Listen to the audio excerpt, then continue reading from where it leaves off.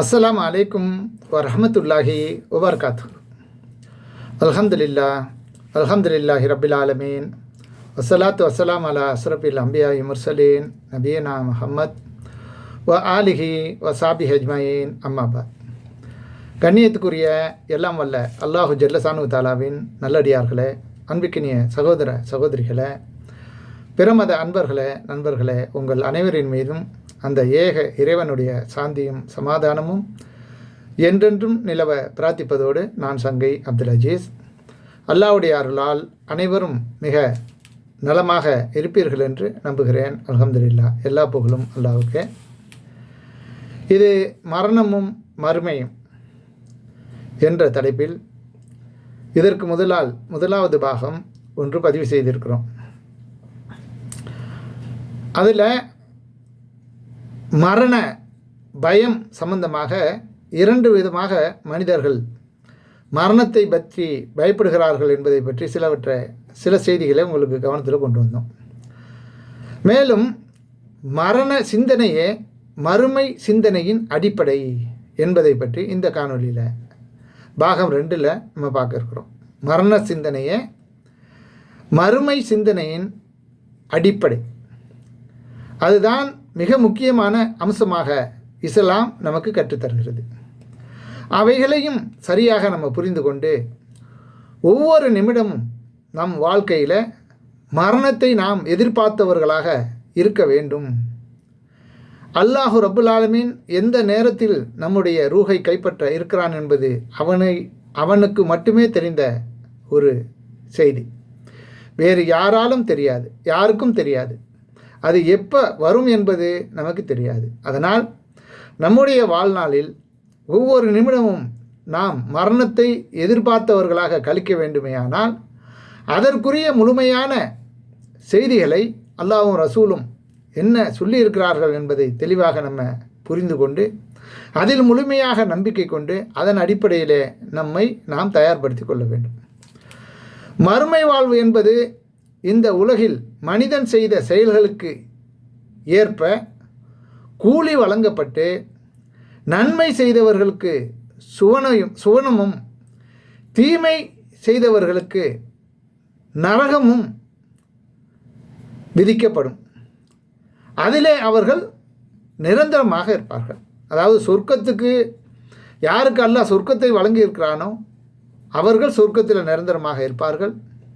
யாருக்கு அல்லாஹ் நரகத்தை தீர்ப்பளித்து விட்டானோ அவர்களும் அந்த நரகத்தில் நிரந்தரமாக இருப்பார்கள் என்பதை முதலாவது நாம் பதிவு செய்து கொள்ள வேண்டும். அடுத்து, இதுதான் இஸ்லாம் நமக்கு சொல்லும் செய்திகளிலேயே மிக முக்கியமானது, முதன்மையானது என்பதை நாம் விளங்கிக் கொள்ள வேண்டும். நம்ம வாழ்க்கையில் நம்ம இந்த உலகத்துக்கு அனுப்பப்பட்டதுடைய முக்கியமான நோக்கம், முதன்மையான நோக்கம், இவைகளை சரியாக புரிந்து கொண்டால்தான் நம் வாழ்க்கை இஸ்லாமிய வாழ்க்கையாக அமையும். நாம் மூமினாக இந்த உலகத்திலே திகழ முடியும், மூமினாகவே மரணிக்க முடியும். அந்த மறுமை வாழ்க்கைக்கு சிறப்பாக இருக்க வேண்டும் என்றால் இவ்வுலகில் நாம் செய்யும் செயல்கள் அனைத்தையுமே மரண சிந்தனையோடு நிறைவேற்ற வேண்டும் என்று அல்லாஹ் வழங்கிய இந்த இஸ்லாமிய மார்க்கம் நமக்கு வலியுறுத்துகிறது. முதலாவதாக, மரணத்தை மறந்த மனிதனின் செயல்பாடுகள் எவ்வாறு இருக்கும் அப்படிங்கிறத நம்ம முதல்ல பதிவு செய்து கொள்வோம். மறுமையின் அடிப்படையாக, மறுமை வாழ்க்கையின் துவக்கமாக அடிப்படையாக இருக்கின்ற மரணத்தை மறந்த ஒரு மனிதனுடைய வாழ்க்கை, அவனுடைய பேச்சு, அவனுடைய சிந்தனை, செயல்பாடுகள், கொடுக்கல் வாங்கல், வியாபாரம் மற்றும் அனைத்து விஷயங்களுமே சரியான முறையிலே இருக்காது. அல்லாஹ் ரசூல் காட்டி தந்த அந்த வகையிலே இருக்காது. மரணம் மறுமை சிந்தனையோடு செய்கின்ற வியாபாரத்திற்கு மறுமை சிந்தனை இல்லாமல் செய்கின்ற வியாபாரத்திற்கும் நிறைய வேறுபாடுகள் இருக்கின்றன. இந்த உலகத்திலே நாம் நம்முடைய வாழ்நாளை கழிப்பதற்கு நமக்கு பொருளாதாரம் தேவைப்படுகிறது. இறைவன் நமக்காக விதித்த அவைகளை நாம் பெற்றுக்கொள்வதற்கு நாம் முயற்சி செய்ய வேண்டும். அவர்களுக்கு சக்திக்கு ஏற்றவாறு, அவர்களுடைய தகுதிக்கு ஏற்றவாறு அந்த பொருளாதாரத்தை தேடுவதற்கு நாம் முயற்சி செய்ய வேண்டும். அப்படி ஹலாலான முறையில் திரட்டப்பட்ட அந்த செல்வத்தின் அடிப்படையில் அந்த பொருளாதாரத்தின் மூலமாக நமக்கு அல்லாஹ் கடமையாக்கிய அனைத்து செயல்களையும் செயல்படுத்த வேண்டும். இது எல்லாமே சோதனையின் அடிப்படையில் அல்லாஹ் நமக்கு நம்முடைய அந்த செயல்களுக்கு ஏற்றவாறு நன்மை தீமைகளை பதிவு செய்கிறான் என்பதை ஆழமாக அழுத்தமாக நாம் பதிவு செய்து கொள்ள வேண்டும். அப்படிப்பட்ட நாம் இந்த உலகத்தில் வியாபாரம் செய்யக்கூடியவர்களாக இருந்தாலும் சரி, கொடுக்கல் வாங்கல் சம்பந்தமான விஷயங்களாக இருந்தாலும் சரி, அதை சம்பாதிக்கிற முறைகளாக இருந்தாலும் சரி, கூலி தொழிலாளியாக இருக்கலாம், டெக்னீஷியன்மார்களாக இருக்கலாம், அல்லது பணக்காரர்களாக இருக்கக்கூடியவர்கள் தொழில் வியாபாரம் பிஸ்னஸ் சம்பந்தமாக பொருள் திரட்டக்கூடியதாக இருக்கலாம். இப்போ இந்த கூலி தொழிலாளியாக இருக்கட்டும், டெக்னீஷியன்மார்களாக இருக்கட்டும், அல்லது பணம் படைத்த முதலாளிகளாக இருக்கட்டும், இவர்கள் அனைவருமே தங்களுடைய அந்த செயல்பாடுகளில் ஒரு துளி கூட ஹராம் கலந்து விடக்கூடாது. அல்லாவும் ரசூலும் சொல்லக்கூடிய அந்த இஸ்லாமிய மார்க்க செயல்முறைகளுக்கு பங்கம் விளைவித்து விடக்கூடாது, மாற்றம் செய்து விடக்கூடாது என்பதில் மிக கவனமாக இருக்கணும். இந்த உலகத்தில் நாம் கோடி கோடியாக சம்பாதித்தாலும் சரி, அல்லது சில சில்லறைகளை சம்பாதித்தாலும் சரி, எந்த அடிப்படையில் நாம் பொருளாதாரத்தை பெற்றுக்கொண்டாலும் அது இறைவன் விதித்த விதியின்படிதான் கிடைக்கும். நம்முடைய வாழ்நாளில் ஒவ்வொரு நாளும் நமக்கு என்ன கிடைக்க வேண்டும் என்று அல்லாஹ் நமக்கு எழுதியிருக்கிறானோ அந்த விதியை நாம் மறந்துவிடக்கூடாது. இறைவன் எழுதியது எங்களுக்கு கிடைத்தே தீரும். அல்லாஹ் எழுதாத எதுவும் நம்மை வந்து சேராது. அதனால் அக்கம் பக்கம் உள்ளவர்களை, பிறரை பார்த்து நம்ம ஆசைப்பட்டு அது போன்ற காரியங்களில் நம்ம ஈடுபட்டு விடக்கூடாது. அதாவது தவறான காரியங்களில் பொருளாதாரத்தை திரட்டுவதற்காக எந்த ஒரு காரியத்தையும் செயல்படுத்தி விடக்கூடாது. இந்த அடிப்படையில் அல்லாஹ் நமக்கு அந்த ஒரு குறிப்பிட்ட சோதனைகளை அமைத்து தந்திருக்கிறான். அப்போ இறைவனுடைய சோதனையின் அடிப்படையில் நம்மளுடைய சிந்தனையை மாற்றுவதற்காக முதலாவதாக சைத்தான் நம்மோடு இருக்கிறான். அவன் நம்மளுடைய ஆசைகளை தூண்டி விடுவான். அவனை பாரு, இவனை பாரு. ஏன்னா பெற்றோர்கள் மூலமாகவும் தூண்டுவான், மனைவி மக்களின் மூலமாகவும் தூண்டுவான். பிள்ளைகளை படிக்க வைக்கணும், பிள்ளைகளுக்கு நல்ல உடைகள் வாங்கி கொடுக்கணும், பிள்ளைகளுக்கு நல்ல அந்தஸ்தோட வீடு கட்டி கொடுக்கணும், ஆடம்பரமாக வாழணும். அவன் எப்படி வாழ்கிறான், இவன் எப்படி வாழ்கிறான், இப்படியெல்லாம் பலவிதமான சிந்தனையும் நம்முடைய எண்ணங்களில் போட்டு நம்மை தீமையின் பால் அழைத்து செல்ல வேண்டிய ஒரு முக்கியமான இடத்துல சைத்தான் இருக்கிறான் அப்படிங்கிறத நம்ம விளங்கிக் கொள்ளணும். அதனால் முதலாவதாக நம்மளுடைய அடிப்படை இறைவன் விதித்தது நமக்கு கிடைக்கும். அதை இந்த உலகத்தில் யாராலும் தடுக்க முடியாது. இறைவன் நாடாத எதுவுமே நமக்கு கிடைக்காது என்ற ஒரு சிந்தனையை முதலாவதாக நம்ம பதிவு செய்து கொண்டு அதன் அடிப்படையில் நம்ம பொருளாதாரத்தை தேடுவதற்கு ஹலாலான முறையில், அல்லாஹ்வும் ரசூலும் அனுமதிக்கப்பட்ட முறையில், இஸ்லாம் எப்படிப்பட்ட சட்டத்திட்டங்களை நமக்கு வழங்கி இருக்கிறதோ அவைகளையெல்லாம் தெளிவாக புரிந்து கொண்டு அதன் அடிப்படையில் நாம் பொருளாதாரத்தை தேடுவதற்கு முயற்சி செய்ய வேண்டும். அந்த அடிப்படையில் யாருக்கும் நம்மால் நாம் செய்கின்ற இந்த முயற்சியால், அதாவது ஒரு கூலி வேலையோ அல்லது தொழிலோ பிஸ்னஸோ இன்னும் பிற எந்த வழியில் நீங்கள் பொருளாதாரத்தை தேடுவதாக இருந்தாலும் அப்படிப்பட்ட அந்த தேடுதலின் மூலமாக பிறருக்கு ஒரு அணு கூட நாம் தீங்கு இழைத்து விடக்கூடாது, அவர்களுக்கு நஷ்டத்தை ஏற்படுத்தி விடக்கூடாது, அவர்களிடம் இருந்து முறைகேடாக அதை பொருளாதாரத்தை பறித்து விடக்கூடாது. அப்படிங்கிறதுலலாம் மிக கவனமாக நம்ம செயல்பட வேண்டும்.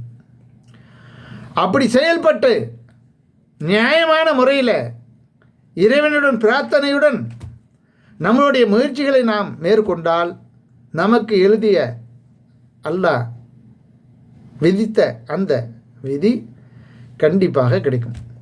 அதை யாராலும் தடுக்க முடியாது அப்படிங்கிற எண்ணத்தை நாம் முழுமையாக நம்முடைய மனசில் வரவழைத்து கொள்ள வேண்டும். அந்த அடிப்படையில் இன்றைக்கு உலகத்தில் நடக்கக்கூடிய பொருளாதாரத்தை பார்த்திங்கன்னா எல்லாமே தீமையின் அடிப்படையில் தான் இருக்குது. வட்டி என்ன, அந்த வட்டியின் அடிப்படையில் மக்களுடைய பொருளாதாரத்தை சுரண்டக்கூடிய விதமாகவும், பொய் சொல்லி தங்களுடைய வியாபாரங்களை அல்லாவின் மீது ஆணையாக என்ன இது ஒரிஜினல் தான், டூப்ளிகேட் சாமான்களை விற்பாங்க, ஆனால் அது ஒரிஜினல் என்று அல்லாவின் மீது ஆணையிட்டு விற்பார்கள். அல்லாவின் மீது ஆணையிடுகிறானே என்று ஒரு மூமினான முஸ்லீம் நம்பி வாங்கி விடுவான். இது மருந்தாக நம்ம உடலை காப்பாற்ற வேண்டிய மருந்துகளாக இருக்கலாம். நம் தாய் தகப்பன் மனைவி மக்களை காப்பாற்ற, உயிரை காப்பாற்ற வேண்டிய ஒரு நிலையில் இருக்கக்கூடிய மருந்துகளாக இருந்தாலும் சரி, அங்கேயும் மோசடி நடக்குது. நாம் உணவை உட்கொண்டு தான் வாழ வேண்டும் என்ற ஒரு நிலையில் வாழக்கூடிய மனிதர்கள் உணவுகள் உட்கொண்டாகணும். அந்த உணவு வகைகளில் எதை நீங்கள் எடுத்துக்கொண்டாலும் இன்றைக்கு கலப்படம் இல்லாத உணவுப் பொருட்கள் கிடைப்பதில்லை. அப்படிப்பட்ட அந்த கலப்படம் நிறைந்த உணவுகளை வாங்கி சாப்பிடுவதன் மூலமாகவும் ஏராளமான உடல் நோய்கள், ஏராளமான இழப்புகள், பலவிதமான கஷ்டங்களை மக்கள் சந்தித்து கொண்டு இருக்கிறார்கள். இப்படி வியாபாரத்தில் போய் சொல்லி விற்கிறது, அந்த பொருட்களில் கலப்படம் செய்கிறது, எவன் உயிர் போனாலும் இவனை பற்றி யாருக்கும் எந்த விதமான கவலையும் இல்லை. அவர்களுடைய ஒரே ஒரு குறிக்கோள் பொருளாதாரத்தை திரட்டுவது. இதை நீங்கள் எந்த ரீதியில் சிந்தித்து பார்த்தாலும் நியாயமான முறையில் அந்த பொருளாதாரத்தை திரட்டக்கூடியவர்களாக மனிதர்களில் அதிகமான மக்கள் இல்லை. அப்படி அநியாயமான முறையில் அவர்கள் திரட்டக்கூடிய அந்த பொருளாதாரத்தின் மூலமாக மனிதர்கள் ஏராளமாக கஷ்டத்துக்கு உள்ளாகிறார்கள், ஏராளமான கொடுமைகளை அனுபவிக்கிறார்கள், ஏராளமான மரணங்களை சந்திக்கிறார்கள், ஏராளமான இழப்புகளையும் ஏற்படுத்துகிறார்கள். இந்த மாதிரி விஷயங்களில் நீங்கள் கொஞ்சம் தெளிவாக சிந்தித்து பார்த்து எந்த நிலையில் நீங்கள் இருந்தாலும் சரி, என்ன மாதிரி வியாபாரம் நீங்கள் செய்தாலும் சரி, அதில் யார் மனம் விரும்பி ஒருவன் ஒரு பைசா இருந்தாப்பா வச்சுக்க அப்படின்னு சொல்கிறானோ அதுதான் நமக்கு ஹலால். அவன் மனசை விரும்பாத வகையில் நம்ம திரட்டக்கூடிய பொருளாதாரம் அவ்வளவுமே ஹராம் என்று அல்லாஹ்வின் தூதர் ஸல்லல்லாஹு அலைஹி வஸல்லம் அவர்கள் ஹஜ்ஜத்துல் விதாவில் இறுதி பேருரையில் தெளிவாக எடுத்து சொல்லியிருக்கிறாங்க. அதை கவனத்தில் கொண்டு மேலும் அல்லாஹ் கூறக்கூடிய சில செய்திகளை நாம் விளங்கிக் கொள்ள வேண்டும். அல்லாஹ் திருமறை குர்ஆனில் கூறுகிறான், இதன் காரணமாகவே நிச்சயமாக எவன் ஒருவன் கொலைக்கு பதிலாகவோ அல்லது பூமியில் ஏற்படும் குழப்பத்தை தடுப்பதற்காகவோ அல்லாமல் மற்றொருவரை கொலை செய்கிறானோ அவன் மனிதர்கள் யாவரையுமே கொலை செய்தவன் போலாவான். அல்லாஹ்வுடைய கணக்குப்படி ஒரு மனித சமுதாயம் முழுமையை அவன் கொன்றவராக கணக்கில் சேர்க்கப்படுகிறான். மேலும் எவரொருவர் ஒரு ஆத்மாவை வாழ வைக்கிறாரோ அவர் மக்கள் யாவரையும் வாழ வைப்பவரை போன்றவர் ஆவார் என்று இஸ்ராயலின் சந்ததியினருக்கு நாம் விதியாக்கி இருந்தோம் என்று 5வது அத்தியாயம் 32வது வசனத்தில் அல்லாஹ் சொல்லி காட்டுகிறான். இந்த இஸ்ராயலின் சந்ததிகள் யாரு? இப்ராஹிம் அலைஹிஸ்ஸலாம் அவர்களுடைய மகன் இஸ்மாயில் அலைஹிஸ்ஸலாம் அவர்களுடைய சகோதரர் இஸ்ஹாக். அப்போ இஸ்ஹாக் அலைஹிஸ்ஸலாம் அவர்களுடைய தொடர்ச்சியாக நபி ஸல்லல்லாஹு அலைஹி வஸல்லம் அவர்களுடைய வருகைக்கு முன்பு வரை அனைத்து நபிமார்களுடைய வழிகாட்டுதலும் அந்த பனி இஸ்ரவேலர்களுக்காக தான் இருந்தது. அனைத்து நபிமார்களும் அதில் தான் உள்ளடக்குவார்கள். அடுத்து மேலும் அல்லாஹ் சொல்லி காட்டுகிறான், அதாவது வியாபாரத்தில் ஏமாற்றுதல், கொடுக்கல் வாங்கலில் நேர்மையின்மை, பிறருக்கு அநீதி இழைத்தல் என மறுமை நம்பிக்கை இல்லாதவன் அவனுடைய வாழ்க்கை இப்படிதான் இருக்கும் என்று மேற்கூறப்பட்ட செய்திகளின் சாராம்சங்கள் நமக்கு தெளிவுபடுத்துகிறது. அடுத்தது மனசாட்சிப்படி வாழக்கூடிய ஒரு கூட்டம். அது எப்படி? இன்னும் சிலர் பிறருக்கு அநீதி இழைப்பது தவறு என்று தன்னுடைய மனசாட்சிப்படி வாழக்கூடியவர்கள் இருப்பார்கள். அவர்கள் உலகத்தில் எதை செய்தாலும் அதில் கிடைக்கும் லாபத்தை கணக்கிட்டு அந்த செயலை செய்யும் மனிதன் மனசாட்சிப்படி நடந்தால் அதனால் என்ன லாபம் கிடைக்கிறது என்று ஒரு லாபமும் இல்லை என்று நினைக்கிறான். மனசாட்சிப்படி நேர்மையாக லஞ்சம் வாங்காமல் இருந்தால் அவனுக்கு லாபமா நஷ்டமா? மனசாட்சிப்படி பொய் சொல்லாமல் இருந்தால் அது லாபமா நஷ்டமா? இந்த மனசாட்சி கூட்டத்தில் இருக்கிறவன் பல பேர் தொழுகைக்கு வரமாட்டான். அல்லாஹ் அன்பானவன், தொழுகாவிட்டாலும் நரகத்தில் போட்டு விடுவானா? நம்ம மனசாட்சிக்கு நல்லவனாக நாம் நடந்தாலே போதும், இறைவன் எனக்கு சொர்க்கத்தை தந்து விடுவான் என்று நினைக்கக்கூடியவர்கள். இது ஒரு எக்ஸாம்பிள்.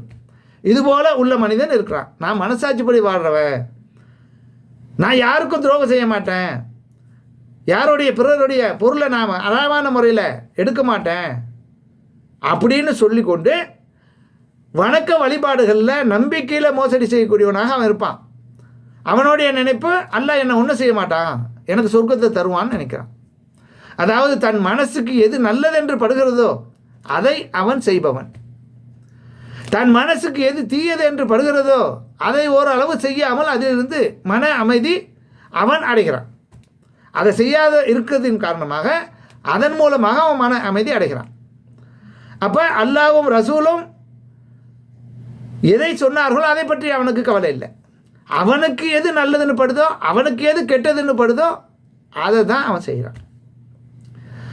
மனசாட்சிப்படி நல்லவனாக நடந்து கிடைக்கும் மன அமைதி என்னும் லாபத்தை விட மன இச்சப்படி சுய விருப்பத்தின்படி நல்லதென்று நாம முடிவு செய்து ஒரு செயலை செய்தால் மறுமையில் நாம் நஷ்டவாளியாகத்தான் இருப்போம் என்று அல்லாஹு ரப்புல் ஆலமீன் தன்னுடைய திருமறை குர்ஆனில் எச்சரிக்கிறான். எப்படி எச்சரிக்கிறான் பாருங்க. நபியே, எவன் தன்னுடைய மன இச்சப்படி தன்னுடைய மன இச்சையை தன்னுடைய தெய்வமாக ஆக்கி கொண்டானோ, எவன் மன இச்சையை நாடி அதன்படி செயல்படுறானோ அதுதான் அவனுடைய கடவுளாக இறைவனாக ஏற்றுக்கொள்கிறான் என்பது அதனுடைய சாராம்சம். இதை விளங்காத மக்கள் அப்படி பல பேர் இருக்கிறாங்க. அதுக்கு தான் அல்லாஹ் சொல்கிறான், நபியே, எவன் தன்னுடைய மன இச்சையை தன்னுடைய தெய்வமாக ஆக்கி கொண்டானோ அவனை நீர் பார்த்தீரா?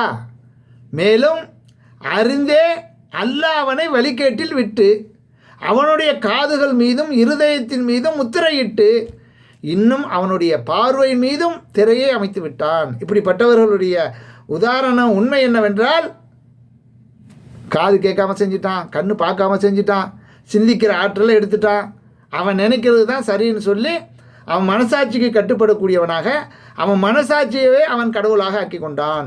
அல்லாஹுவை நம்பவில்லை, அவனுடைய தூதரை நம்பவில்லை என்பது அதனுடைய பொருள். எனவே அல்லாஹ்வுக்கு பிறகு அவனுக்கு நேர்வழி காண்பிப்பவர் யார்? ஏண்டா நேர்வழி காட்டுறதுக்கு படித்தவன் நான், உனக்கு தந்திருக்கிறது எல்லாமே நான் தான், உனக்கு நேர்வழி காட்டுறதுக்கு பொறுப்பு எனக்கு தானே இருக்குது, வேறு யாருக்கு இருக்குது? எனவே அல்லாஹ்வுக்கு பிறகு அவனுக்கு நேர்வழி காண்பிப்பவர் யார்? நீங்கள் சிந்தித்து உணர வேண்டாமா என்று அல்லாஹ் ரப்பல் ஆலமீன் 45வது அத்தியாயம் 23வது வசனத்தில் அல்லாஹ் சொல்லி காட்டுகிறான். அது மட்டுமல்ல, மேலும் செயல்களில் இந்த உலக வாழ்க்கையில் அவர்கள் செய்யக்கூடிய செயல்கள் இருக்கு இல்லையா, அந்த செயல்களில் நஷ்டமடைந்தோரை பற்றி நான் உங்களுக்கு அறிவிக்கட்டுமா என்று நபியே நீர் கேட்பீராக, அப்படிப்பட்ட மக்கள்கிட்ட நீ கேட்பீராக என்று 18வது அத்தியாயம் 103வது வசனத்தில் சொல்லி காட்டுகிறான். மேலும் இவ்வுலக வாழ்க்கையில் அவர்களின் முயற்சி வீணாகிவிட்டது, அவர்களோ தங்கள் அழகிய செயல் புரிந்ததாக நினைத்து கொண்டிருக்கிறார்கள். அவர்களுடைய செயல்கள் எல்லாம் நல்ல செயல் என்று அவர்கள் நினைச்சு கொண்டிருக்காங்க. ஆனால் இல்லை என்று 18வது அத்தியாயம் 104வது வசனத்தில் அல்லாஹ் சொல்லி காட்டுகிறான். ஆழமான மறுமை நம்பிக்கை இல்லாத ஒரு கூட்டம் மற்றொரு ஆழமான மறுமை நம்பிக்கை இல்லாத ஒரு கூட்டம் மறுமை பற்றிய ஆழமான நம்பிக்கை இல்லாமல் மறுமை இருக்கும் அல்லது இருக்கலாம் என்று அரைகுறையாக நம்பும் ஒரு கூட்டம். மனசாட்சிப்படி நடப்பது அரைகுறையாக அல்லாஹுவை நம்பி நன்மை செய்வது போன்ற காரியங்களால் மறுமையில் எந்த பயனும் அவர்களுக்கு ஏற்பட போவதில்லை. அரைகுறையாக அல்லாஹுவை நம்புவனை பற்றி திருமறை குர்ஆன் தெளிவாக சொல்லி காட்டுகிறது. இன்னும் மனிதர்களில் ஒரு உறுதியும் இல்லாமல் ஓரத்தில் நின்று கொண்டு அல்லாஹுவை வணங்குகிறவனும் இருக்கிறான். அவனுக்கு ஒரு நன்மை ஏற்படுமானால் அதை கொண்டு அவன் சந்தோஷம் அடைகிறான், திருப்தி அடைகிறான். ஆனால் அவனுக்கு ஒரு சோதனை ஏற்படுமாயின் அவன் தன் முகத்தை அல்லாஹுவை விட்டும் திருப்பிக் கொள்கிறான். இத்தகையவன் இன்மையிலும் மறுமையிலும் நஷ்டம் அடைகிறான். இதுதான் தெளிவான நஷ்டம் என்று 22வது அத்தியாயம் 11வது வசனத்தில் அல்லாஹ் சொல்லி காட்டுகிறான். எனவே நஷ்டங்கள் எவைகள் என்பதை நாம் தெளிவாக அல்லாஹ் சொல்வதின்படி, அல்லாஹ்வுடைய தூதருடைய விளக்கத்தின்படி அறிந்து கொள்ள முயற்சி பண்ண வேண்டுமே தவிர, தவறான வழியில் நடக்கக்கூடிய நம்ம அப்பன் பாட்டம் வழிமுறைகளையோ, நம்ம ஊர் ஜமாத்தார்கள் உறவு முறைகளுடைய நடைமுறைகளையோ, உலகத்தில் காணுகின்ற நடைமுறைகளையோ செவியேற்பவன், அதை நம்புபவன், அதன்படி நடப்பவன் நஷ்டம் அடைந்து விட்டான் என்பதை தெல்ல தெளிவாக அல்லாஹ் ரப்புல் ஆலமீன் சொல்லி காட்டுகிறான். எனவே அன்புக்குரிய சகோதர சகோதரிகளே, நாம் தெளிவாக சிந்தித்து அல்லாஹ்வின் சொல்படி, அல்லாஹ்வுடைய ரசூல் படி நம்முடைய வாழ்க்கையை அமைத்துக் கொள்ள வேண்டும் என்பதை இந்த நேரத்தில் உங்களுக்கு ஒரு அன்பான வேண்டுகோளாக முன்வைத்து இந்த காணொலியை நிறைவு செய்கிறேன். தொடருவோம் மீண்டும் இன்ஷா அல்லாஹ். தொடர்ந்து வாருங்கள். நன்றி. தேங்க்ஸ் ஃபார் வாட்சிங். ஜஸாக்கல்லாஹ் ஹைரன்.